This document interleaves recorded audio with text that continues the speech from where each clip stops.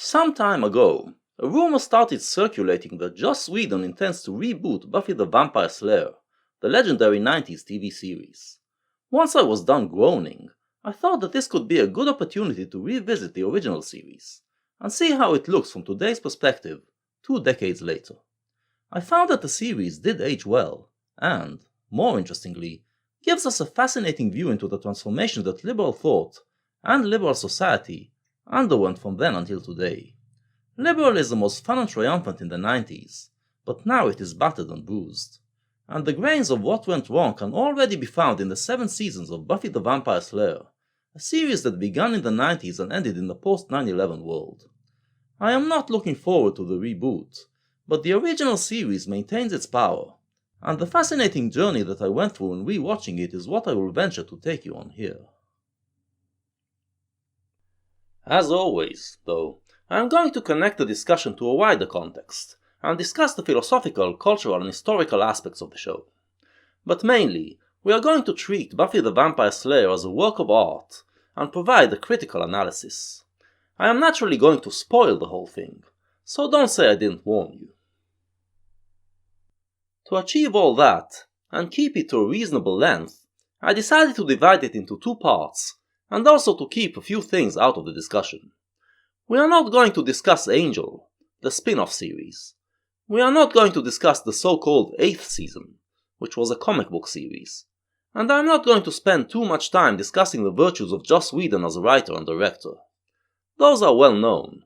Fun characters, a good chemistry and balance between the characters, snappy dialogue, light and dark humor, deep understanding of nerd culture and pop culture, and more. Those are the things that we expect to find in a Whedon piece, and we expect them mainly because Buffy has them in abundance. We shall treat those as a given, and look beyond them, into what makes this one of the first TV series that can be regarded as a work of art. The 90s was the decade in which TV creators started to think of their craft as art. So let's ask, why the 90s of all decades? Well, let me take you back to when we discussed the cinema of the 90s, in the video I made about Quentin Tarantino. We talked then about the collapse of the modern paradigm, and the change that this collapse brought to cinema. In the modern age, the idea was that we are progressing towards the creation of an ideal human society. Modern movies, like modern plays or books, tended to treat every character as a different facet of a universal humanity, and the story was how this universal humanity overcomes its differences and achieves an enlightened solution. Every part of the movie was supposed to serve the overall story, and the moral that it conveys. But by the 1980s, the modern paradigm collapsed, and people got tired of this type of movies. We no longer believed in an ideal society, but realized that today's society is good enough, and we want movies to tell us interesting and unique stories. Moviegoers were now clamoring for original plots, eccentric characters, and dialogue that didn't necessarily serve the plot but sounded more like real-life talk. This is what directors like Tarantino gave us, but movies still have a major disadvantage in attempting to be like real life, as they are a short piece that can tell only one story. Here is where television suddenly became the superior art form. Up until the 90s, most TV creators were still thinking by movie logic. A TV series was usually an episodic thing, where every episode stood on its own, as a mini-movie. A story would last 1 episode, maybe 2. But TV actually always had a format that had longer arcs, the so-called soap operas. Here there wasn't just one plot, but many intersecting plots running simultaneously, each beginning and ending at different times, just like real life. Some of these soaps ran for decades, so unlike the movies, you had no way of knowing when a certain arc would end, when a character might die, or when a new plot might be presented.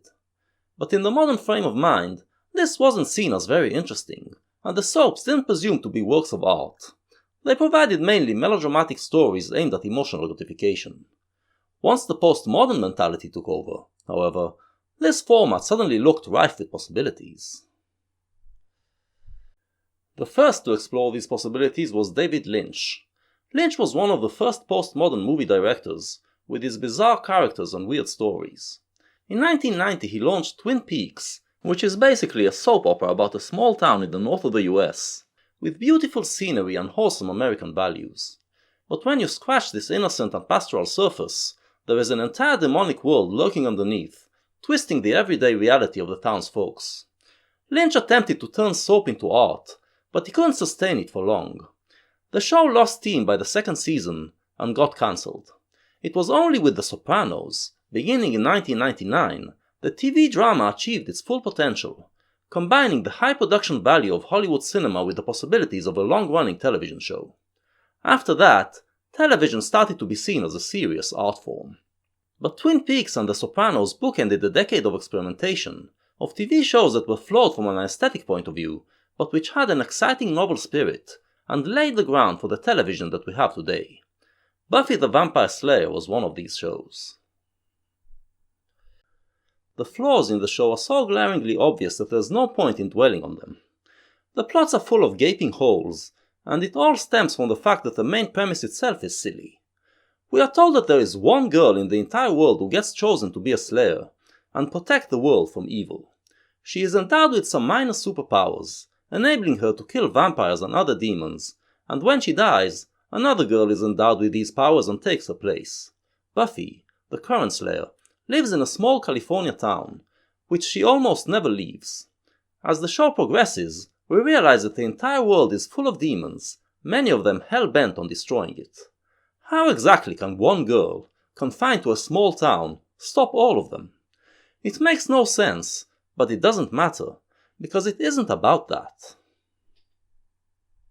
What it is a coming-of-age story, and here is where the advantages of television are manifested in full. Over 7 seasons, and 144 episodes each lasting about 3/4 of an hour, the show could take time to explore and develop the characters of its heroes, and put them through all the tests that they have to pass before becoming an adult. The demons are actually metaphors for the challenges and anxieties one has to face in the process of growing up. And here, on the metaphorical level, is where the show does make sense.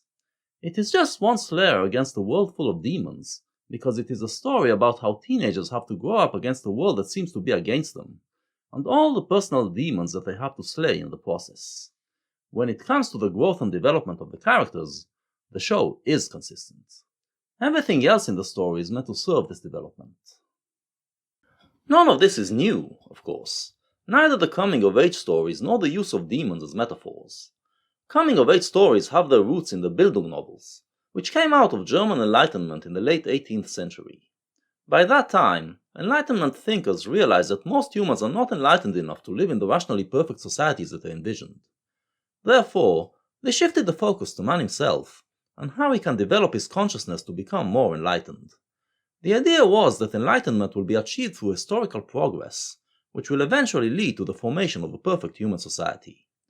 This was the onset of what we call the modern age, and this is also when literature became a serious art form. Since it was capable of portraying man's inner world, it could discuss the different facets of human consciousness and how they could be reshaped. This is where Bildung novels came in, telling the stories of young people as they grew and learned to become enlightened members of society. Enlightenment perceived the universe as rational, and aspired to liberate human thought from irrational prejudices.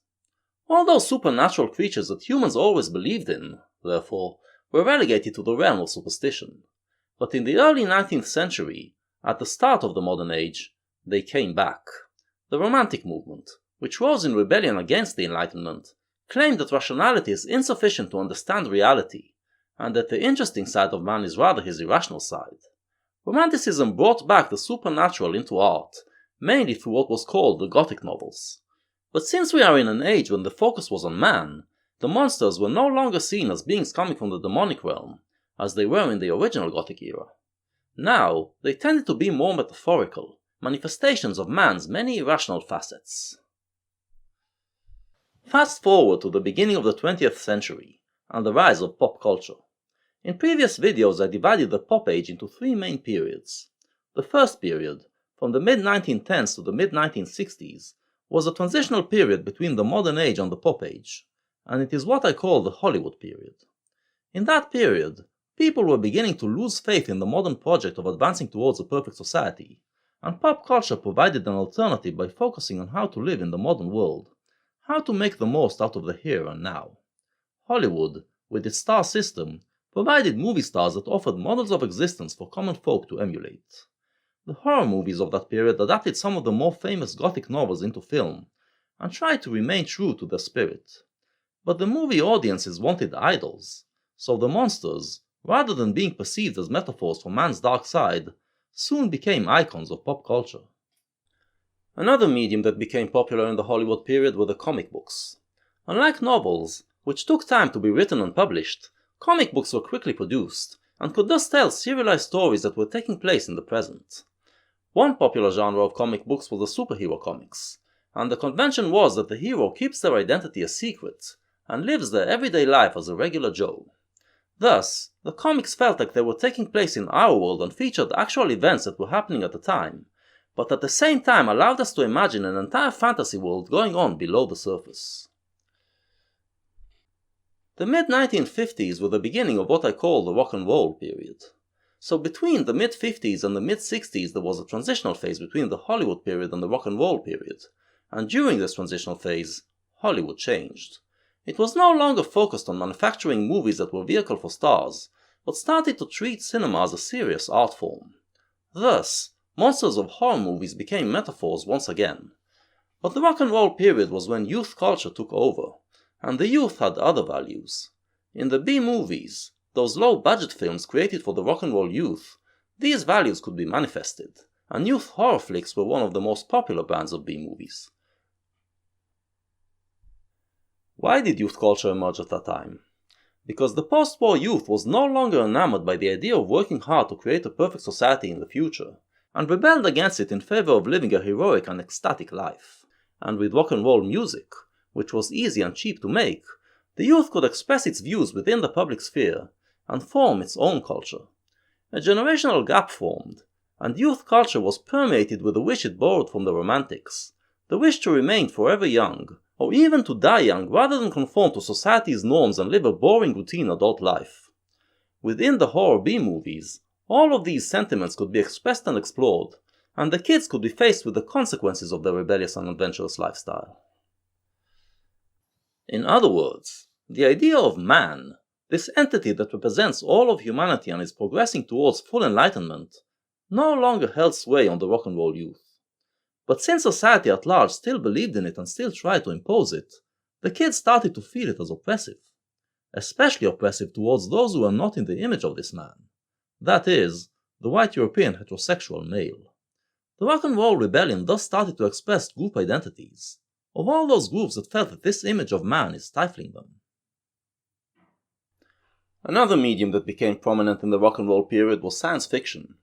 Before that, science fiction existed mainly as fantasy literature about other planets, with the occasional philosophical offering by fine literature authors.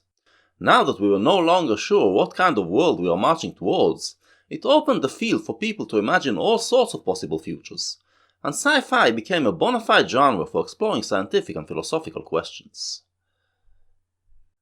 But not all sci-fi was considered cool. The rock and roll period was controlled by the jocks, those who do outdoor stuff, those who play in rock bands, excel in sports, and enjoy the sexual revolution.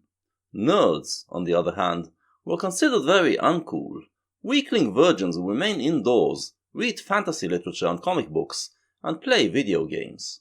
So the kind of science fiction that was about fantasy worlds was mocked, while the sci-fi that was cool dealt with the dangers of the modern world, conveying the angst that the youth felt about it and about the future it is leading us to.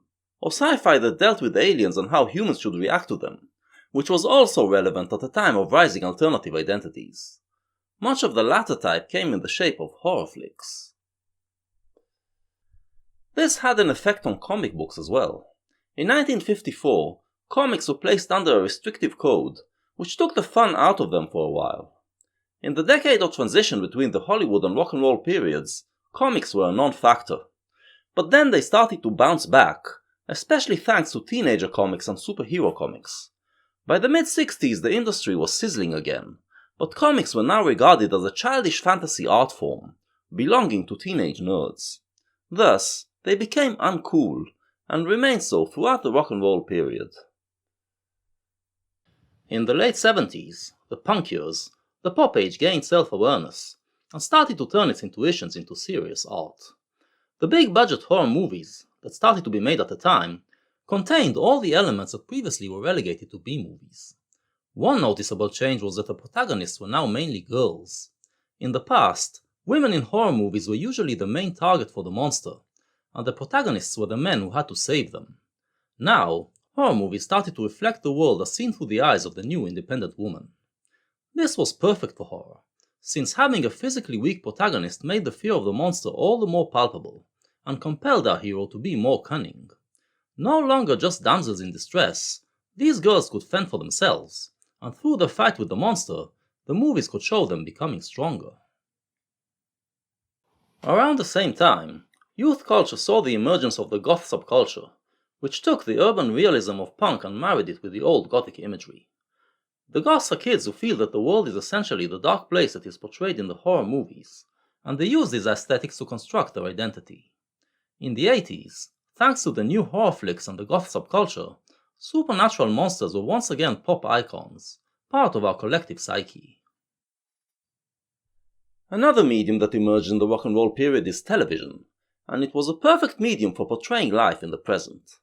But television was restricted and compelled to be more family friendly, so you couldn't see much horror, nor could you see rebellious teenagers.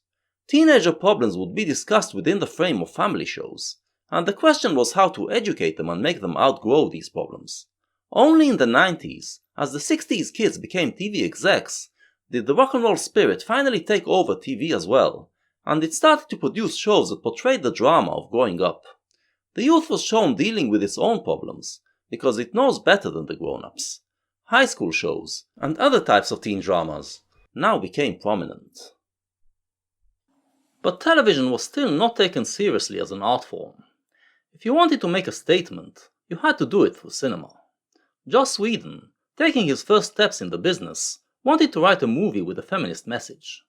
Horror movies already had mainly female protagonists, but Whedon wanted to take it a step further, and endow his female hero with superpowers, so that the monsters would be scared of her. Alas, Hollywood took Whedon's script and did with it what it often does, turning it into a schlock offering meant for light consumption. Buffy the Vampire Slayer, released in 1992, is a silly and campy movie, which follows tried and tested formulas of teen horror flicks. Then again, it is reasonably fun, and it does establish some staples that will be carried on into the series. We meet Buffy, a typical 90s California girl, the kind of girl that would be better portrayed a couple of years later in the movie Clueless.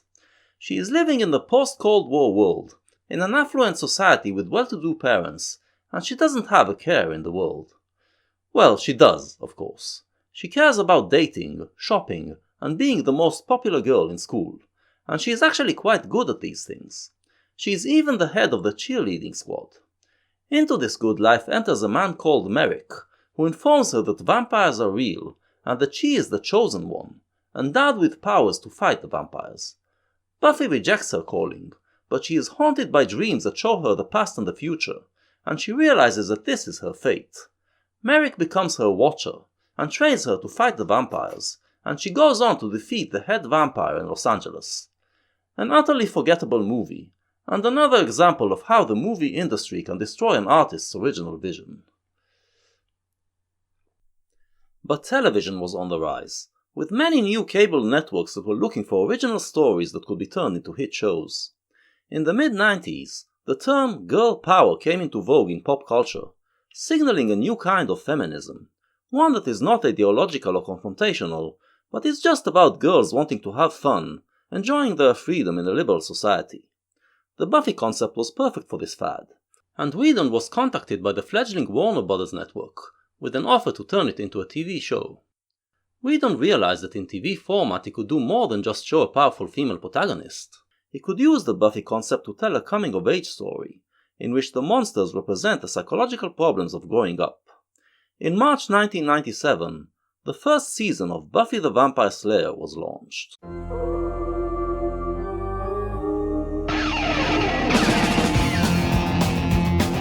No one at the time thought that this silly concept, about a vacuous blonde girl named Buffy who turns into a superhero, had potential to go far. The show debuted halfway through the television fall season, so its first season is only 12 episodes long, It also doesn't have much of a budget, and it shows. And yet, the magic is there from the start, right from the intro to the very first episode. What was that? What was what? I heard a noise. It's nothing. Maybe it's something. Or maybe it's something. It's not funny. Hello? There's nobody here. Are you sure? Yes, I'm sure. Okay.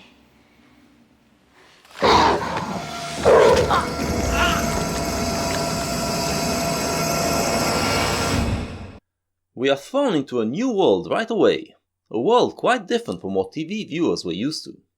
Horror was hardly a thing on TV shows until then, and the few horror shows that were made before Buffy were usually anthology series. It was certainly not something you'd expect on a high school show. In the first few episodes of Buffy, we learned that vampires are real, that magic is real, that demons are real, that mystical possession is real, and that pretty much everything that we ever saw in horror movies is real. But more shocking and subversive is the gender role reversal. You expect the girl to be the victim here, but she's actually the monster. And many of the monsters we meet in Season 1 are females, who are more powerful than human men.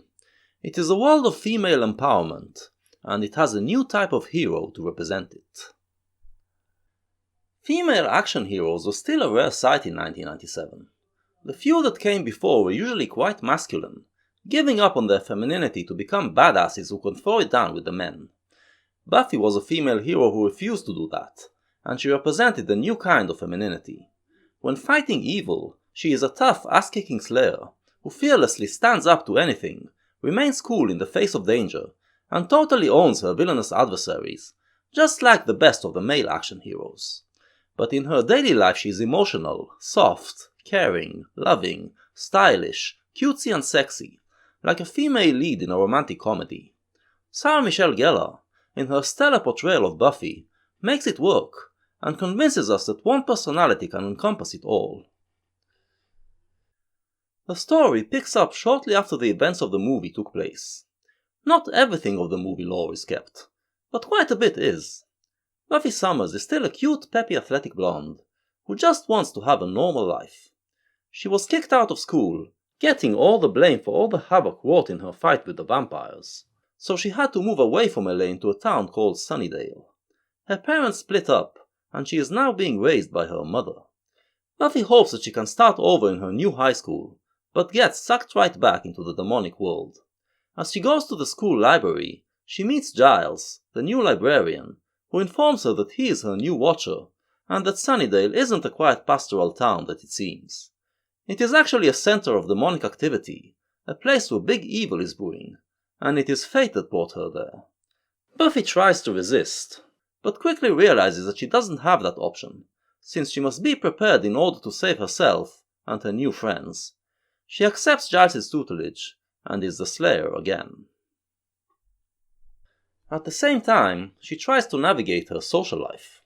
First there's her mother, Joyce, who is a strong woman in her own right, trying to balance being a career woman with single-handedly raising her troublesome teenage daughter. Buffy really wants to make her mother proud, which is quite impossible to do while keeping her Slayer identity secret. The relationship between them is one of the emotional linchpins of the show. In high school, Buffy is immediately approached by the Queen Bee herself, Cordelia, the most popular girl in class.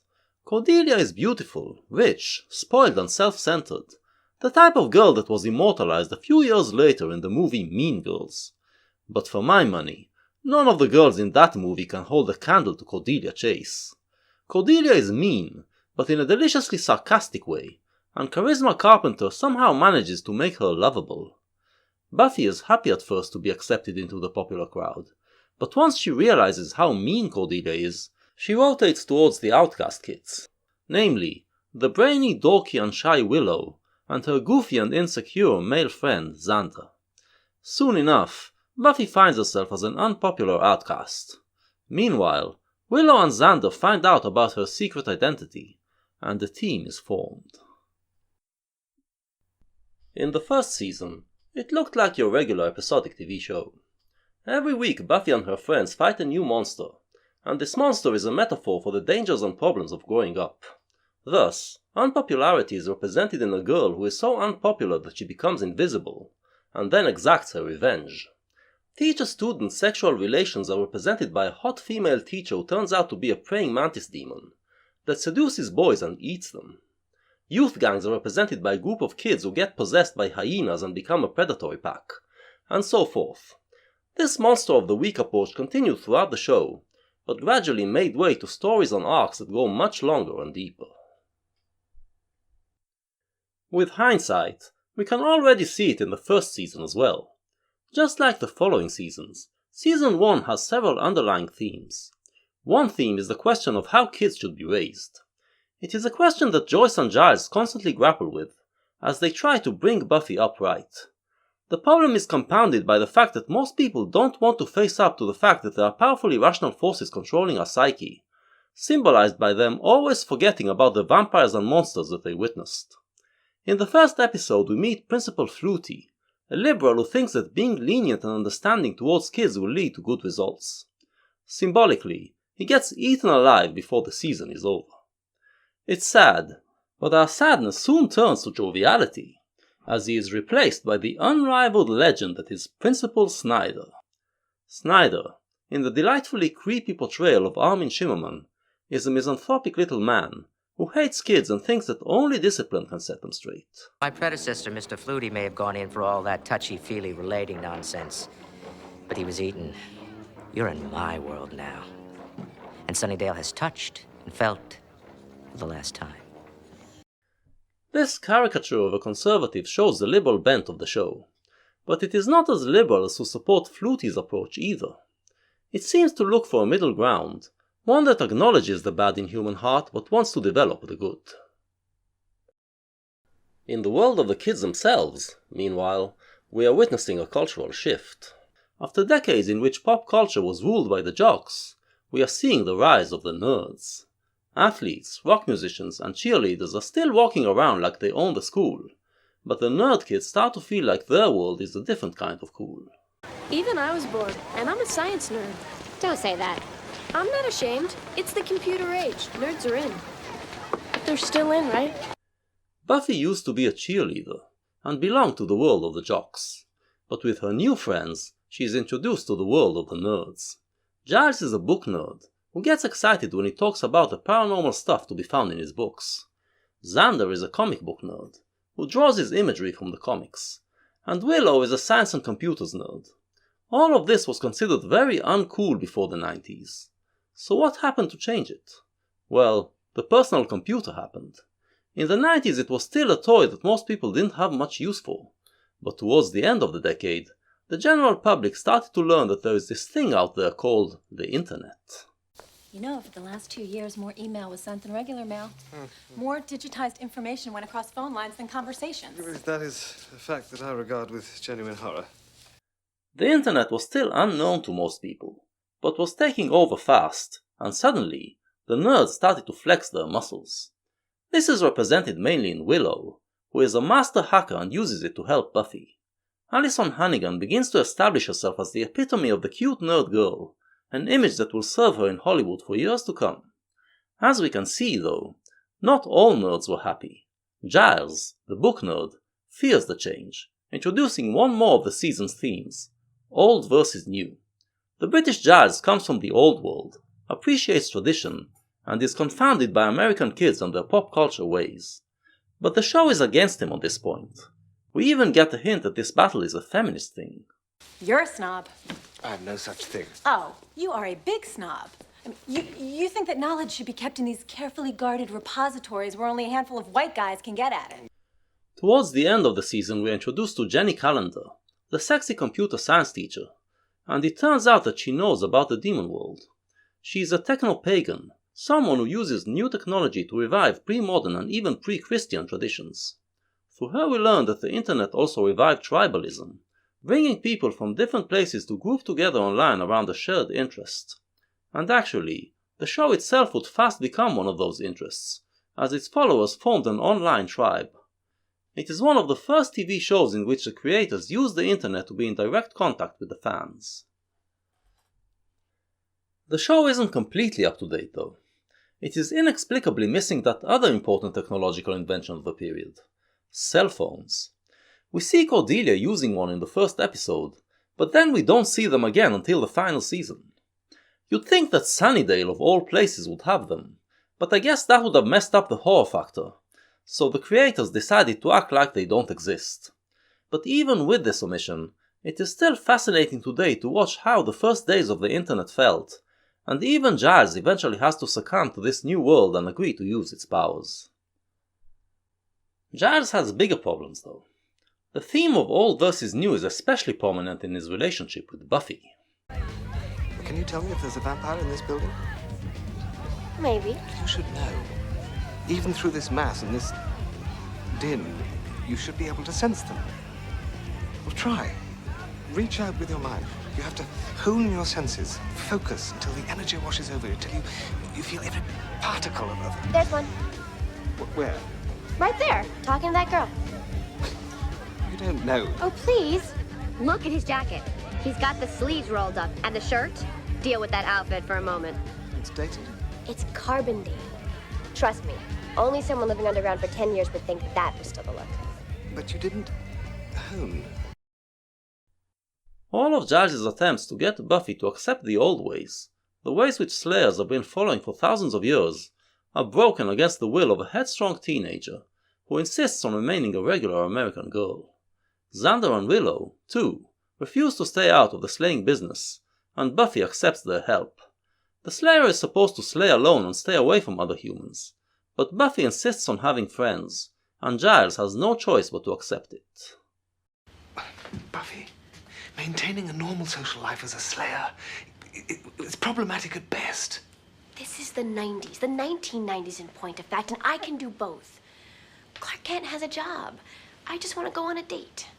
Well, I suppose it was a fairly slim lead. Thank you, thank you, thank you. This theme is tied to yet another theme, which is fate versus will. Buffy has to learn to accept that her fate is to be a Slayer, but then finds out that there is another level to it. Giles' books are full of prophecies, things that are going to happen no matter what she does, and no matter what she wants to do with her life. Buffy, a new world girl, refuses to be tied down by these old prophecies, and her struggle against them runs throughout the season.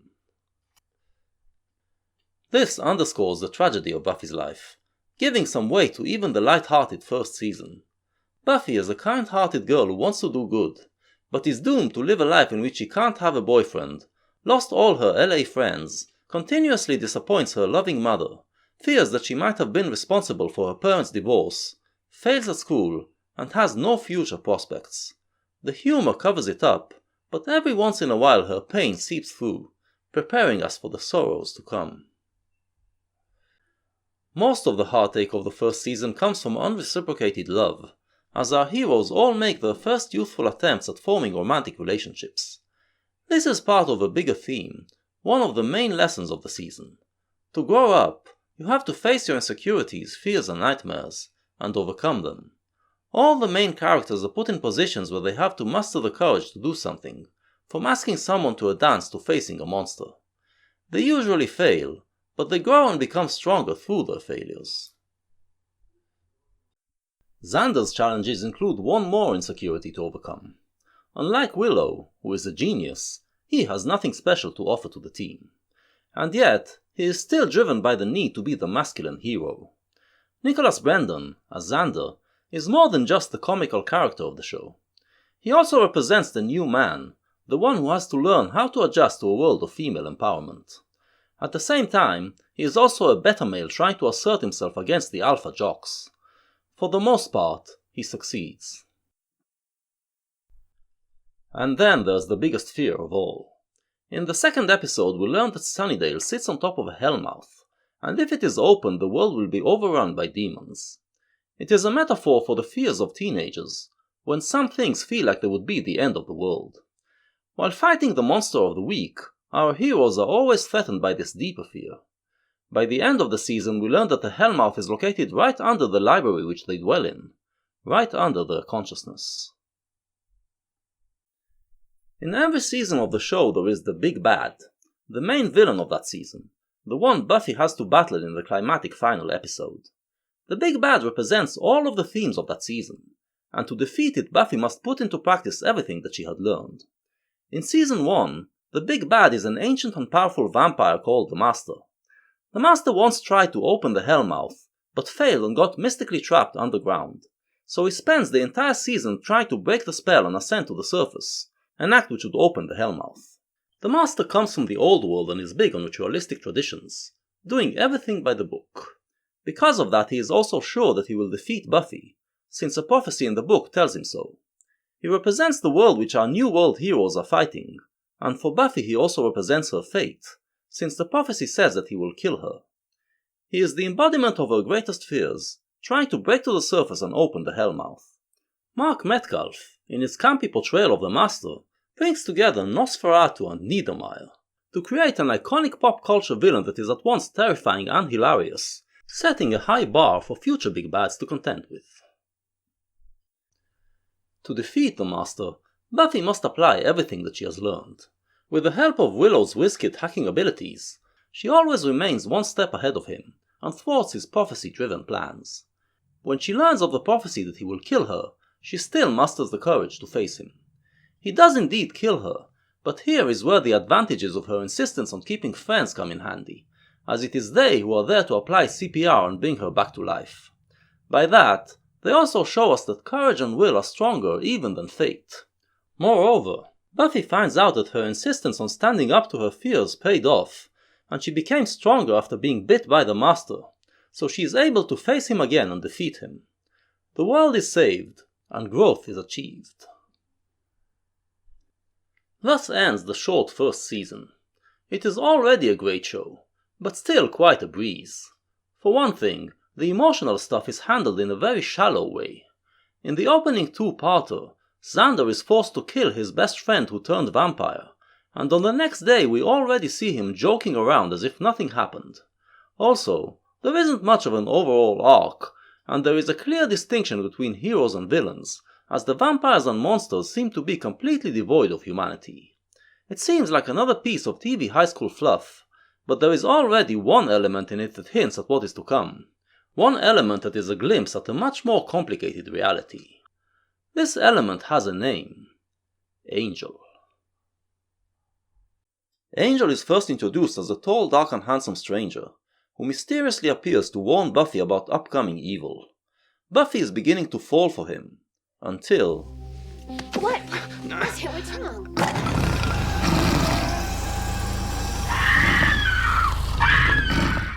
Turns out that Angel is a vampire, and Buffy thinks that he was leading her on. She almost kills him, but then she learns that he is a special kind of vampire. He was cursed by gypsies, who restored his soul. He is still possessed by a demon, but also has the human soul that he had before he was sired, and his humanity keeps the demon in check. So he is dangerous, but redeemable, which of course makes him the ultimate female fantasy. Buffy can't help but fall madly in love, thus beginning one of the greatest forbidden romances in TV history. Never mind that it is an affair between a 16-year-old girl and a 240-year-old man. It is also an affair between a slayer and a vampire, disregarding every rule in the Slayer book. It pays off, as Angel helps her fight evil, but in Season 2 she will have to deal with the consequences. It was in the second season that Buffy the Vampire Slayer achieved immortality. Nothing that happened on TV before that could have prepared us for a high school show suddenly becoming as powerful and moving as a Greek tragedy. But it took time before it got there. This is the first full season of Buffy, 22 episodes, and the first half still feels very much like a continuation of Season 1. The first two episodes actually seem to be picking up exactly where we left off, as Buffy is still facing the Anointed One, a powerful vampire in a child's body, who was the Master's right hand. But then...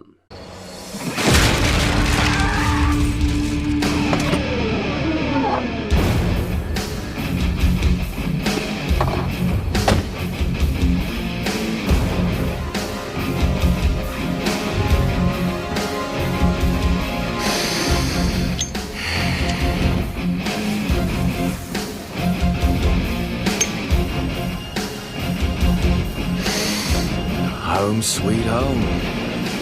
In episode 3 we are introduced to the vampires Spike and Drusilla, and the tone of the show changes all at once. At the end of the episode, Spike kills the Anointed One, and announces,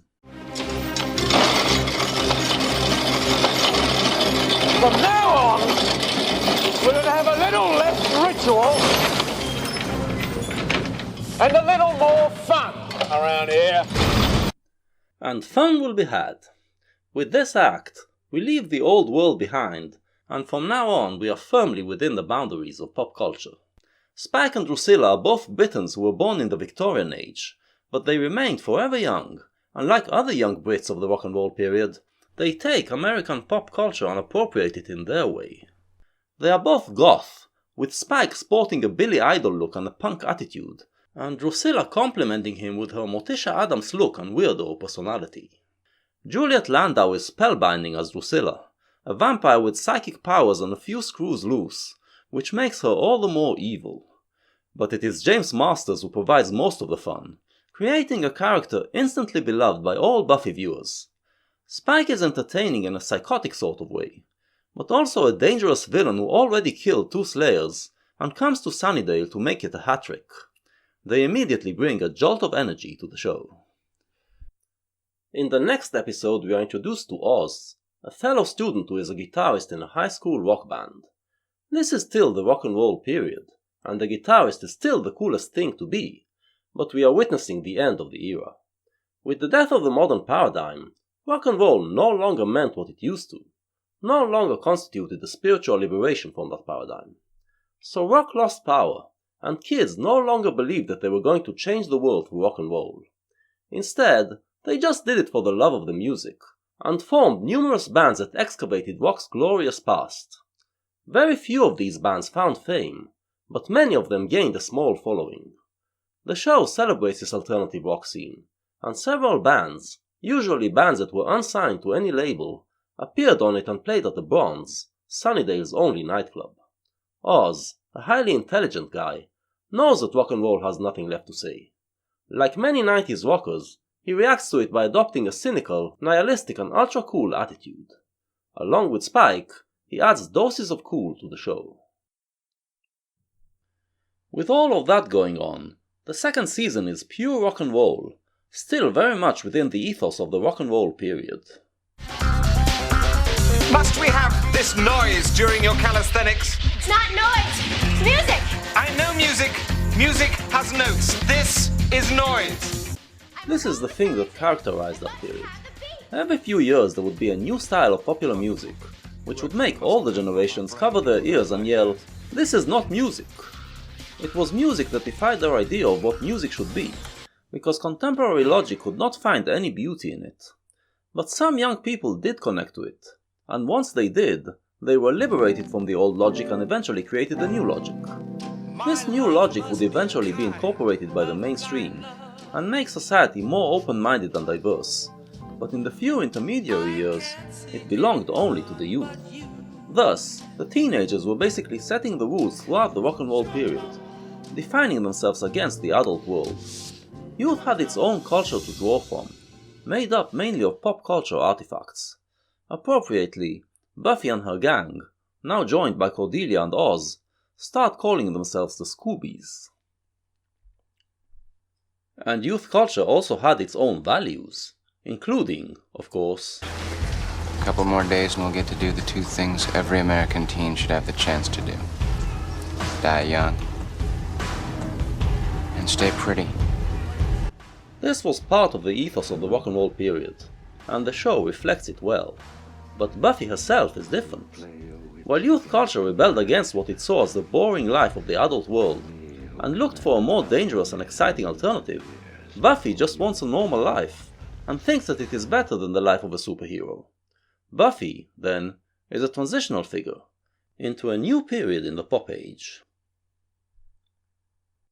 The rock and roll period, as I define it, lasted until the mid-2000s, but in the mid-90s we already saw the rise of a new period, which I call the cyber period. Buffy the Vampire Slayer, then, runs entirely within the transitional phase between the 2 periods, and the transition is reflected in it. The second season may be well within the ethos of the rock and roll period, but it already contains the seeds of the next period. In the rock and roll period, monsters of horror movies were just antagonists, and our focus was on the human heroes. But with the death of the modern age, we stopped caring so much about the story of humanity's battle against the world, and started to look for stories about different worlds. In the first season of Buffy, demons were still just antagonists, but Spike and Drusilla are something else. They are two vampires who are deeply in love, showing that they have a humane side. Also, we get a hint that they have a shared history with Angel, and we start to get deeper into the mythology of vampires. In the cyber period, where online communities form around everything, we witness the rise of alternative universes, which expand the fantasies created by pop culture and make them into actual spaces, where people spend considerable time in. With the Buffyverse, you could see the universe forming while the show was still running. On the show, this dive into the demonic world coincides with one of the main themes of the season. Buffy has to learn that reality isn't black and white. Nothing's ever simple anymore. I'm constantly trying to work it out. Who to love or hate, who to trust. It's just like the more I know, the more confused I get. I believe that's called growing up. And she will have to grow up and work it out as soon as possible, because the plot thickens rapidly. As the love between her and Angel grows, so does his reluctance to get close to her and open up about himself. She finally gets him to tell her why, and then she wishes she didn't. She learns that when he was a soulless vampire, Angel wasn't just a killer, but also a sadist who would torture his victims. He was the one who drove Drusilla crazy before he sired her, and now his soul is tortured with guilt about it, and about many other atrocities he had committed. It is hard to reconcile the kind and loving Angel with the monster he claims he was, but Buffy must accept it and deal with the fact that her loved one has a very dark history behind him. And while she is still reeling from these revelations, she is in for an even bigger shock. It turns out that Giles wasn't always the tweed-clad dweeb that he pretends to be. In his rock and roll youth, he dabbled in dark magic and summoned a demon, and the demon comes back to haunt him. This is another central theme, which is symbolized in the many resurrections that we see during the season. You can't bury your past. You must deal with the bad things that you did, or they will continue to dog you. From here, Giles will become a more complex character, giving the excellent Anthony Stewart Head a chance to display his acting chops. So it's not just that the demons are not purely evil, but the good guys aren't purely good either. Turns out that everyone has a dark side, and everyone hides secrets. Sometimes you will have a moral dilemma whether to kill someone or save them. In the second half of the season, these lessons are put to the test in several ways. One of them is the story of Oz, the new member in our band of Scoobies. Shortly after he becomes a Scooby, he learns that he is a werewolf, who becomes a dangerous killer in nights of full moon. The Scoobies decide to find ways to restrain the werewolf without killing Oz. Giles' backstory, meanwhile, is just one example of our introduction to the ignoble side of the nerd world. By now, it is obvious that while the world still worships the jocks, it is actually the nerds who are in the helm. They are wielding enormous power by using either science or magic, and often they are shown failing to accept the responsibility that comes with it. This theme is relevant mainly to Willow, who starts to dabble in witchcraft. She now has the powers of both magic and science, and her growth is dependent on her successfully dealing with the responsibilities that it entails. This process instills confidence in her, and we are seeing her growing into a capable and assertive young woman. For Buffy, the theme of responsibility is tied to the theme of duty. Throughout the season, everyone is demanding of her to show responsibility. Giles wants her to leave everything else and focus on her Slayer duties. Joyce wants her to do her chores and become a responsible adult. Xander blames her for neglecting her duty to protect others due to her love of Angel, and Snyder threatens her that she will be expelled if she fails at school. Worst of all, being the wholesome girl that she is, Buffy demands all of those things of herself, and has to deal with the guilt when she fails in this impossible balancing act. The theme of responsibility becomes even more complicated when it clashes with another main theme, love and relationships. After the frustrations of Season 1, All of our heroes now find romance and have to deal with all the irrational passions that come with it: lust, devotion, jealousy, heartbreak, guilt. When they collide with the themes of responsibility, or having to deal with someone's dark side, they lead to moral dilemmas, and great drama ensues. Drusilla and Spike have a love affair that lasted for more than a century, despite being creatures of evil. Buffy and Angel's forbidden love blossoms, despite them knowing it's wrong and trying to resist it. Willow and Oz embark on a heartwarming relationship, despite his werewolfishness. Giles and Jenny fall in love, which is put to the test when their dark secrets are revealed. And, hilariously, Xander and Cordelia start a lusty affair, which they hide from others, and end up falling in love, which they deny to themselves. Love, we learn, can overcome any boundary. Another theme is discovering and becoming the best that you can be. You have the potential to be many things, and as a teenager you should try them out, but eventually you should find your identity. Buffy starts the season still wishing that she had another life, and she actually gets to experience alternatives, either by herself or vicariously through other girls who are chosen. Until she realizes, You know what? It's good to be me. when you decide what you are, you must have the courage to accept it and come out to your peers, whether they accept it or not. Oz learns to accept that he's a werewolf, and the rest of the gang learns to accept him as such. Cordelia has to accept that she'd rather be with Xander and the Scoobies than with her plastic girl buddies, and stands up to their mockery.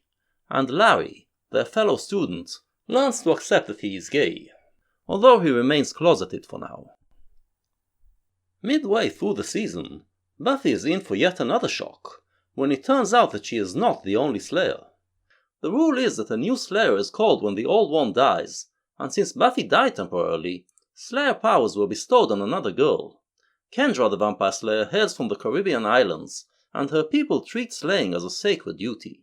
She takes her slaying very seriously, and tells Buffy to stop treating it as her job, and realize that it is part of her identity. It's an advice that Buffy will internalize. But she rejects everything else about Kendra's style. Kendra doesn't have to balance between her different duties like Buffy does. She is completely focused only on her Slayer duties. She has been separated from her family, doesn't go to school, doesn't have friends, and isn't allowed to speak to boys. She does everything by the book, and is confounded by Buffy's American ways.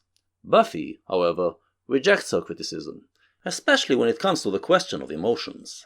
Kendra thinks emotions are a weakness, and believes that she has hers under control. Buffy knows that it isn't true. One of the themes of the season is people being helplessly overtaken by something, usually a powerful emotion. Buffy learns to deal with her emotions, to process them and work them out, and that is how she learns to control them, and develops resistance. Kendra's suppression of her emotions actually means that she has no control over them, and this will eventually be her downfall.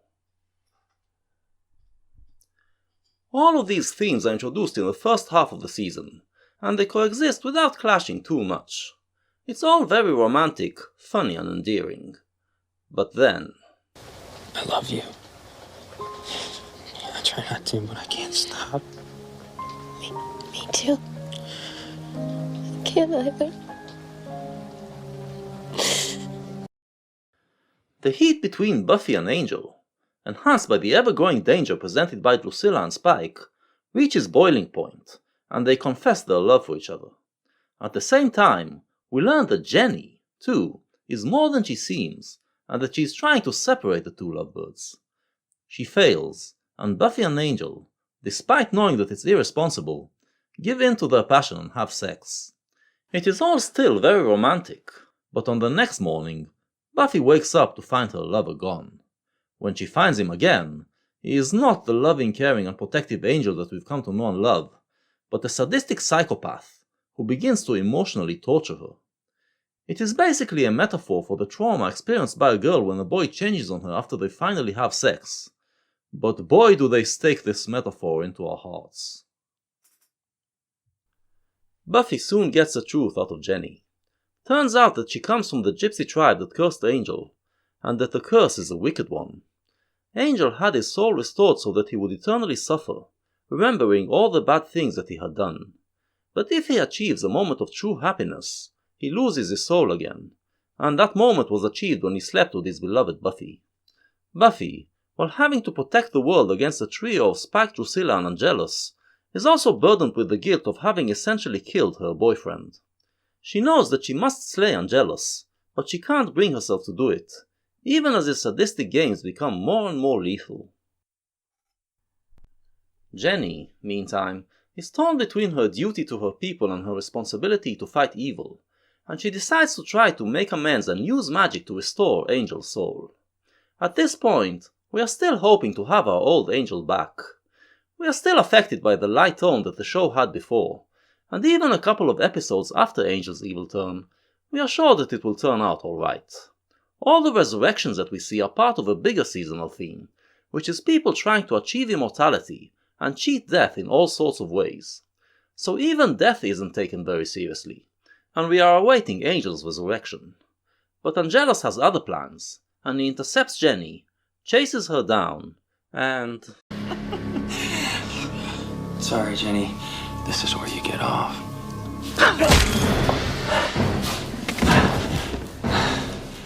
I never get tired of doing that. The death of Jenny Calendar hits you like a ton of bricks. Characters rarely died in TV shows, especially in teenage shows, and definitely not by the hands of a protagonist that we loved. You realize that there is no cheating this death. Not only is Jenny's death finite, but we are not going to get Angel back, and there is no return to the show as we knew it. Angelus is the big bad of this season, made all the more dangerous since he knows our heroes. As such, he exploits all the themes that we've encountered to destroy Buffy.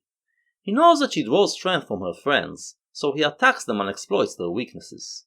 Kendra, since she suppresses her emotions, did not develop resistance to manipulation, so she falls prey to Drusilla's hypnotic powers and gets killed by her.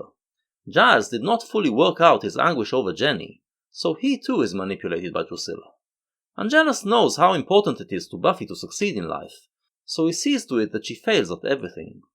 By the final episode, Buffy is kicked out of home by her disappointed mom, expelled from school by the delighted Snyder, failing to protect her friends, and hounded by the police as a suspect in Kendra's murder. And then, as metaphors go, she is faced with another end-of-the-world scenario. The two-part season finale is titled Becoming, in which the theme of becoming what you are supposed to be reaches its conclusion. We learn that there are stronger powers controlling our dimension, and that they arranged the meeting between Angel and Buffy, thinking he could help her stop a dangerous demon that is about to awaken and suck the world into a hell dimension.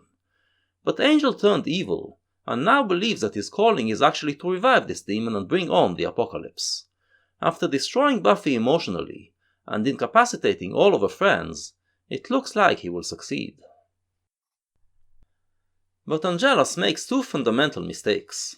First, he makes the same error that the Master made, believing that it's not only his calling but his fate, and that nothing can stop him.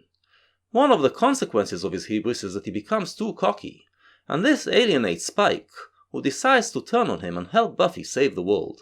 Spike, true to his punk attitude, prefers to live in a human world where he can be a rebel, not in a world run by his fellow demons.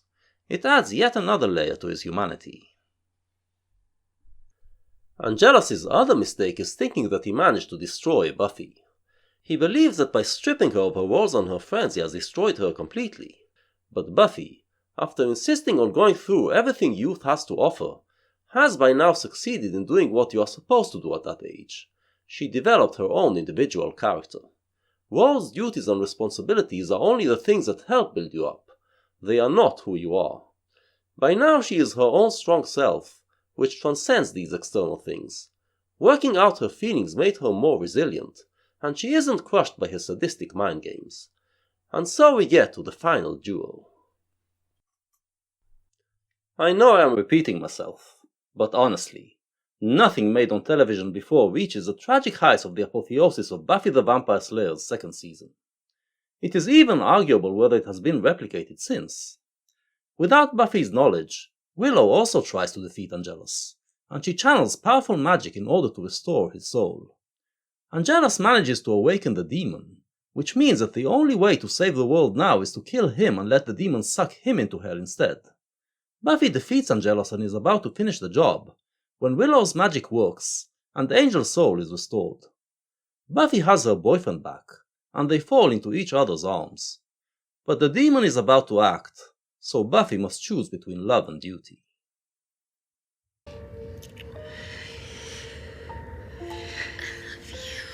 I love you. Close your eyes.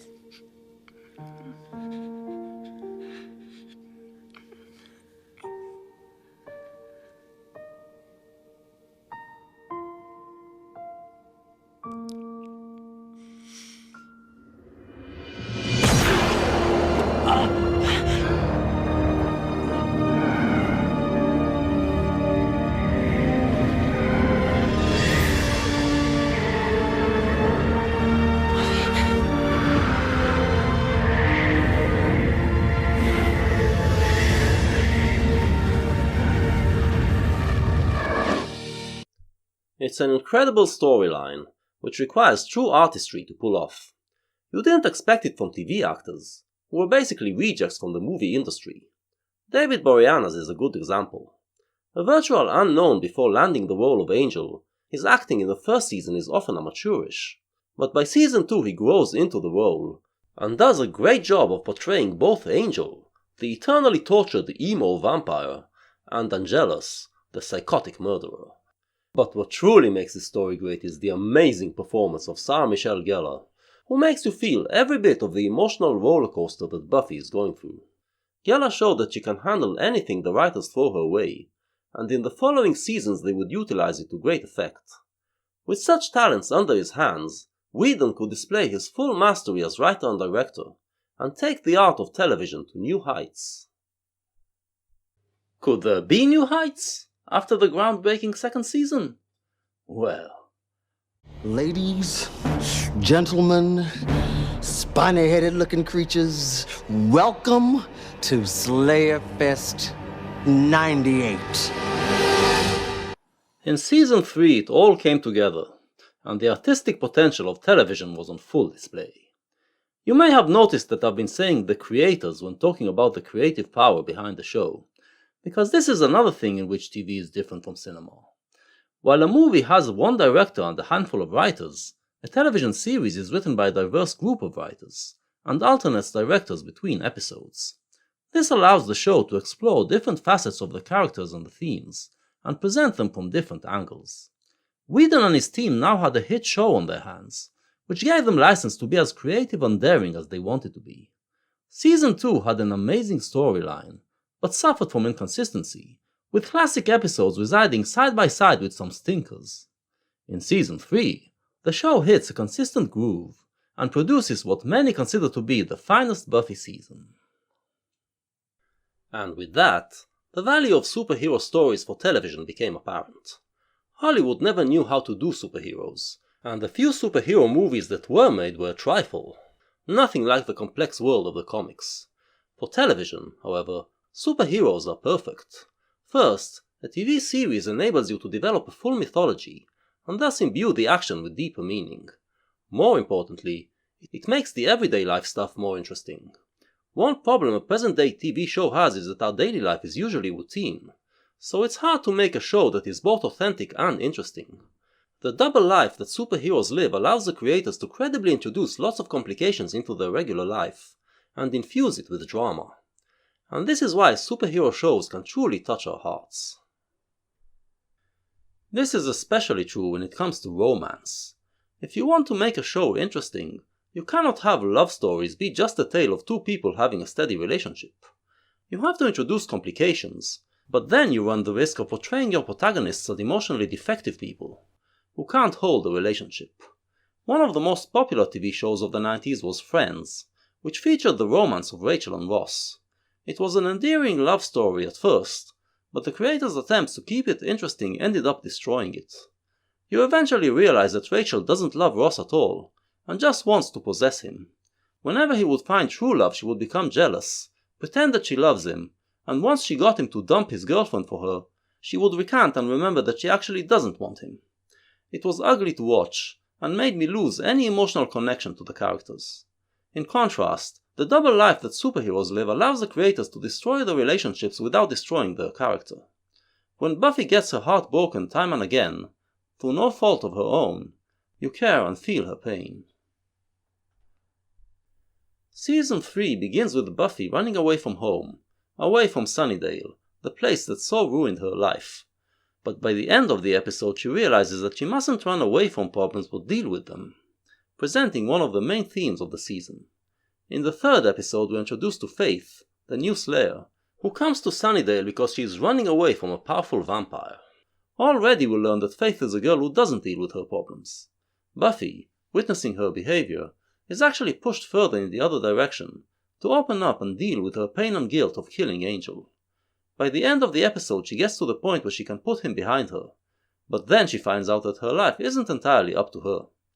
Angel finds his way back from the Hell Dimension, and Buffy is plunged right back into an emotional turmoil. All of the complexities of the Buffy-Angel love story are fully explored in this season. They are both deeply in love and in lust, but they know that they cannot consummate it. They try to stay away from each other, but the fight against evil forces them back together. Moreover, the tragic nature of Angel's existence is starting to be explored, and he truly is one of the most tragic figures ever imagined. A good man who has to live with the memories of the countless atrocities that the demon inside him has committed, trying to make amends by fighting against evil, while knowing that he can never allow himself to be happy. It is too much for him to handle, but Buffy fights for her loved one, and the way in which the love story and the redemption story intertwine produces some unforgettable melodrama. Am I a thing worth saving, huh? Am I a righteous man? The world wants me gone. What about me? I love you so much. And I tried to make you go away. I killed you and it didn't help. This is one of the themes of the season, fighting to save souls, even the souls of seemingly irredeemable monsters. I know everything that you did because you did it to me. God, I wish that I wished you dead. I don't. The message of Season 3 is that we are fighting evil not to win, but because this fight is what life is about. Buffy does save Angel, setting up his spin-off series, which will further this message. Just this once. Let me be strong. Strong is fighting. It's hard, and it's painful, and it's every day. It's what we have to do, and we can do it together. The other emotional axis of the season is the relationship between Buffy and Faith, and the fight to save Faith's soul. Faith, played by Eliza Dushku, is drama personified, and every scene she's in is fraught with suspense. She's also pure sex, at a time when the sexual revolution was taking what turned out to be its final step. The sexual revolution was part and parcel of the rock and roll period, tied to the ethos of living fast and dying young. One of the things that the rock and roll youth dreaded about growing up was the idea of getting into married life, where the thrill is gone from sex. The idea was that you had a few short years to live wildly and fulfill your sexual fantasies, before you get old and boring, so you have to start as early as possible and experiment with your sexuality. But when the sexual revolution started in the late 50s, it was strictly a boy thing. Girls were still supposed to act chaste, and try to get the boys into a steady relationship, which is more about love than sex. A kind of bargain was negotiated. The boys could have the wild youth, and the girls would play the hunted, but eventually it would be the boys who were the prey, with a ring around their finger. So sex was a game of liberation. The girls would fight for their chastity, while the boys would push them into trying new things and experience the intoxication of freaky sex. Over the decades, however, girls started to take active part in this process of liberation, and by the mid-90s there was no longer a distinction between a good girl and a slut, and girls could experience all forms of sex without suffering bad reputation. Faith already represents a full reversal, as she is a female Don Juan. She uses her appeal to seduce boys when she feels like getting off, and then, as Xander finds out once she takes his virginity, throws them after use. An individualistic and rebellious chick, Faith is using her superpowers to act like a rock and roll male. This reflected the change in the zeitgeist. On the same month that we were introduced to Faith, 16-year-old Britney Spears released Baby One More Time, which launched the era of the pop princesses, teenage girl singers who were cheekier and more sexually outgoing than what we knew before. It was also reflected in the high school movies of 1999, in which the cast of Buffy makes its mark. The signature movie was American Pie, in which we see the girls being just as sex-hungry as the boys. Alyson Hannigan brings her cute nerdy girl charm to this movie as well, with the addition that she is a sexual freak. Meanwhile, Sarah Michelle Gellar starred in Cruel Intentions, a high school adaptation of Dangerous Liaisons, Delacroix's 18th century tale of debauchery.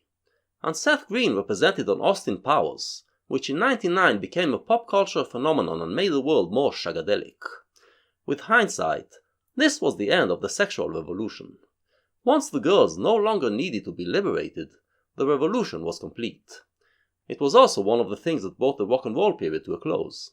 With boys and girls now having the same attitude towards sex and relationship, there was no longer much of a distinction between bachelor youth and married adult life.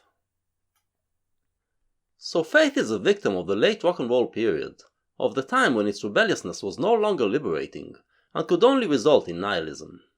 Buffy, on the other hand, is a healthier product of the period, combining her sexuality with a romantic heart and trying to express her female empowerment without losing her femininity along the way.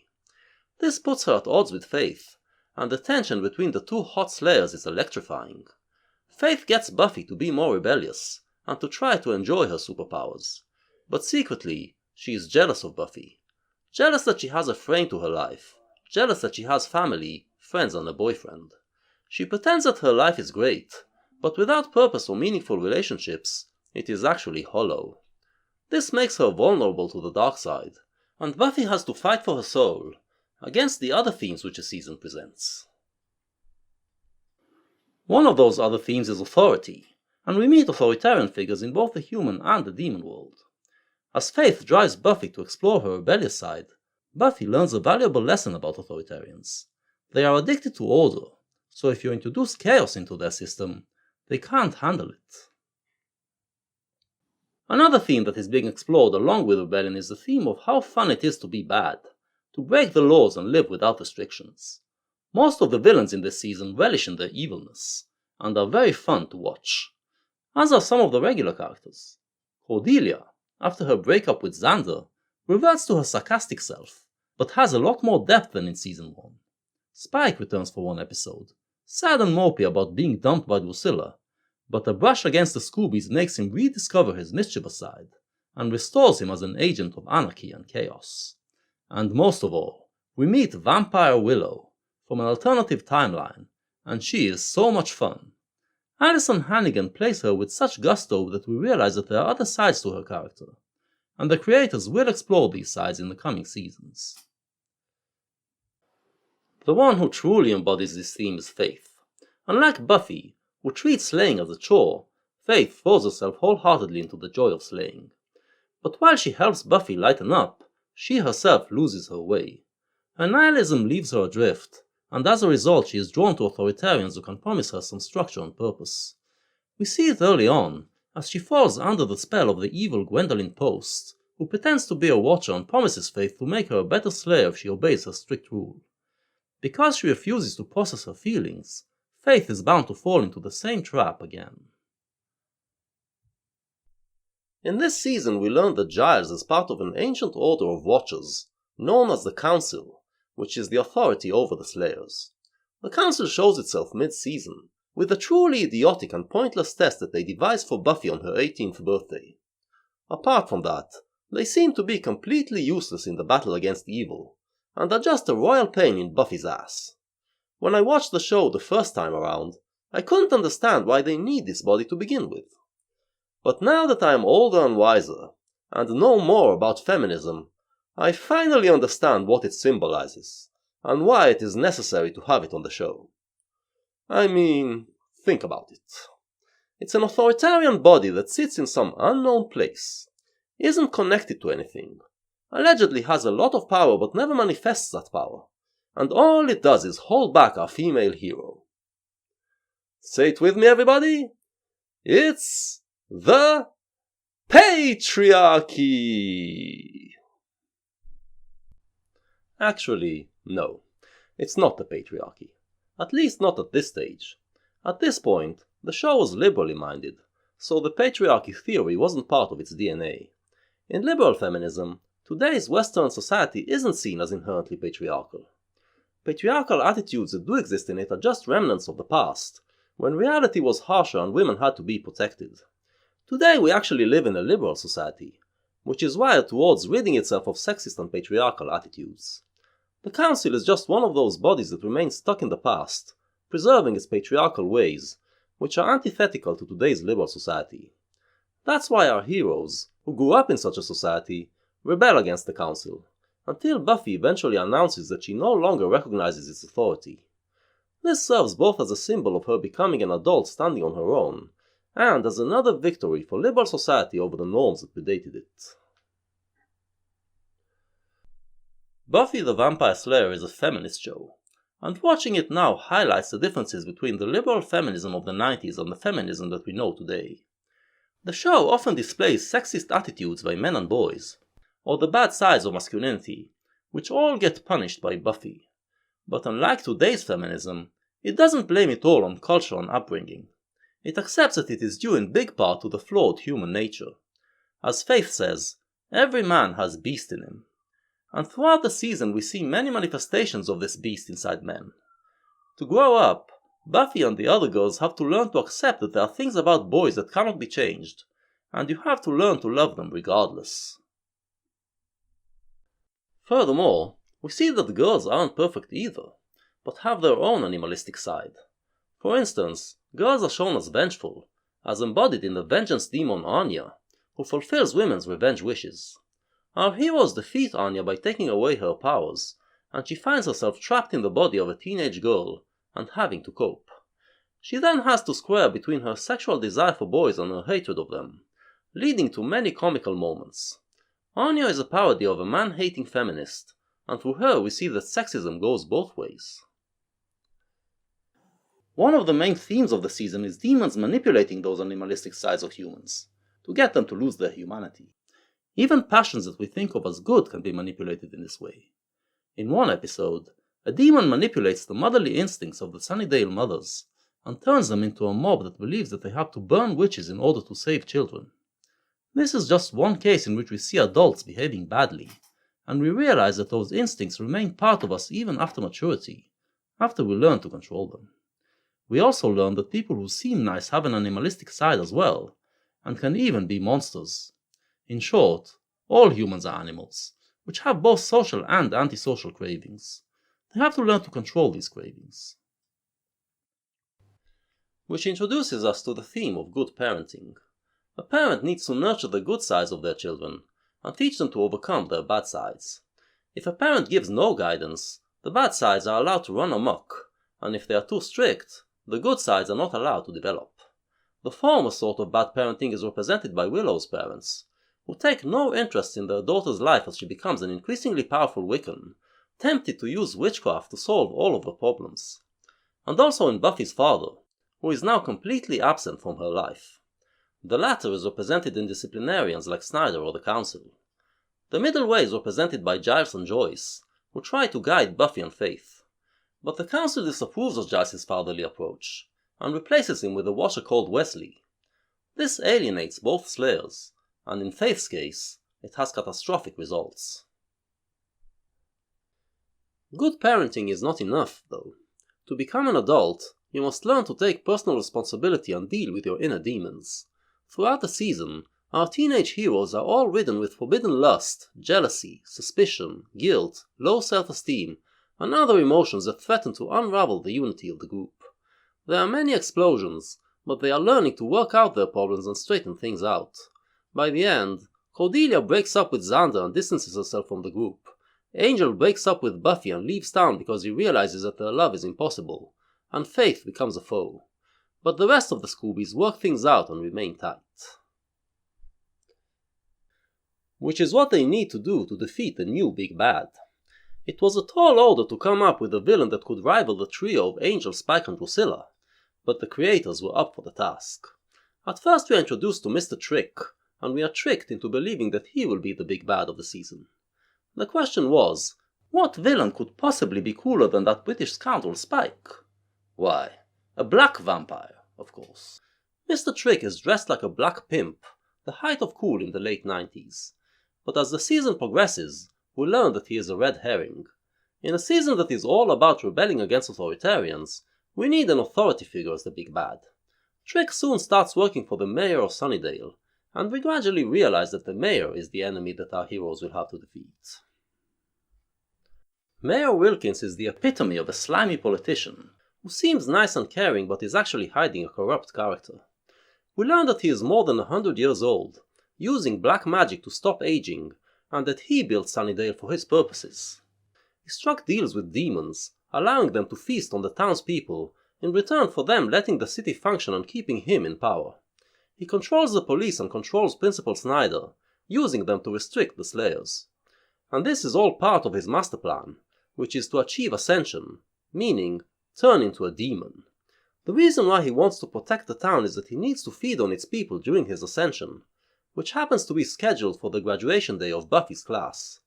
It is a well thought out master plan, and he would have gotten away with it too, if it wasn't for those meddlesome Scoobies. Wilkins also represents the bad sides of the other themes we've met. Like other authoritarians, he is obsessed with order, especially cleanliness, and gets thrown off when things don't go according to plan. He does not work out his problems, but uses political tongue to cover them up, or just sends his goons to eliminate them. And, as a politician, he is very adept in manipulating people's weaknesses to have his way with them, which is how he can get to Faith. The impulsive Faith thinks that being free means doing what you want, and that having superpowers gives her license to disregard moral laws. But that actually makes her a slave to her passions, and she eventually succumbs to her irrational side. After accidentally killing a human, she gets the taste of blood, and it overtakes her, sending her over the edge. At this point she falls under the charms of the mayor, who becomes the father figure she so craves. But unlike Giles, Wilkins nurtures Faith's bad tendencies, and turns her into a psychotic killer. With the lethal Slayer on his side, his road to ascension seems open. But Buffy is no longer the hapless girl getting overtaken by events and somehow managing to come out victorious. By now a confident and mature woman, and surrounded by capable friends, she will hitherto always go into battle with a well-devised plan. Because she fought so hard to save souls, she now has the loyalty of many people, and by displaying her leadership she also gained their trust. Thus, she is able to form an army to fight back against the mayor. Meanwhile, his attempts to cover up his weaknesses only end up exposing them, and Buffy realizes that if she plays on those weaknesses she can get him to lose control and act irrationally, and then she can manipulate him. And so the plan is set. The closing two-parter of the season is called Graduation, and it completes Buffy's growth into a leader. The scenes in which she defeats Faith in an epic fight and puts her in a coma, organizes her classmates to become an army, and then lures the demon mayor into the school and blows it up with him in it, were some of the most thrilling television ever made up to that point. Today it loses a lot of its effect, partly because we've had TV shows putting a lot more money into battle scenes, and partly due to the primitive CGI used to depict the demon mayor. In the week between the two episodes, George Lucas's The Phantom Menace came out, taking CGI to a whole new level, and beginning a new era of movie epics. In comparison, the cheap 90s CGI used here looks comically bad. I said the week between the two episodes, but actually, Buffy fans had to wait a lot more than a week to see the final episode. Because once again, the show displayed its uncanny connection to real-world events. High school violence was becoming a national epidemic, and Season 3 tried to reflect it. And reflect it did. In a spine-chilling coincidence, the Columbine High School massacre happened one day before the planned airing of the episode Earshot, which deals with high school mass murder. The resulting atmosphere prompted the network to postpone this episode as well as the final episode, and air them only months later. Surviving high school in America now became not just a metaphor, but a real concern. The end of season 3 shows the Scoobies celebrating their own survival. But the celebration of survival was also metaphorical, because this season, as a whole, is a celebration of life. The overall message is that our life in liberal society is a good life, a life worth fighting for. Yes, it may have some awful moments, but it also has many great moments. Even Buffy, in this season, knows moments of happiness. The democratic system, as represented by the mayor, may be a flawed system, full of corruption and compromises with evil forces. But we get glimpses into what happens when someone tries to replace it with something else, and we realize that all the alternatives are much worse. Our heroes thus learn that even though evil will never be completely defeated, their struggle still has meaning. They are fighting not to make the world a perfect place, but to ensure that our world survives and continues to allow its inhabitants to have the good life that they have now. You guys are gonna have a prom. The kind of prom that everyone should have. I'm gonna give you all a nice, fun, normal evening if I have to kill every single person on the face of the earth to do it. Yay? Which makes the final act into a scary one. Blowing up the school may have been thrilling at the moment, but it leaves us in a more dangerous and uncertain world. The mayor may have built a town in which demons can feast, but his presence also ensured that the local demons would not try to bring the apocalypse. With him gone, Sunnydale is now facing the unknown. Buffy now stands on her own, with no frame to obey, and the fate of her world rests on her. She is, in other words, an adult, and from here on she'll have to navigate in more treacherous waters. And liberal society, as represented in the town of Sunnydale, was also entering a new phase, facing new enemies. The first 3 seasons were an affirmational celebration of liberalism. Tune in to the second part, where we will see it unraveling. We'll be okay. We will.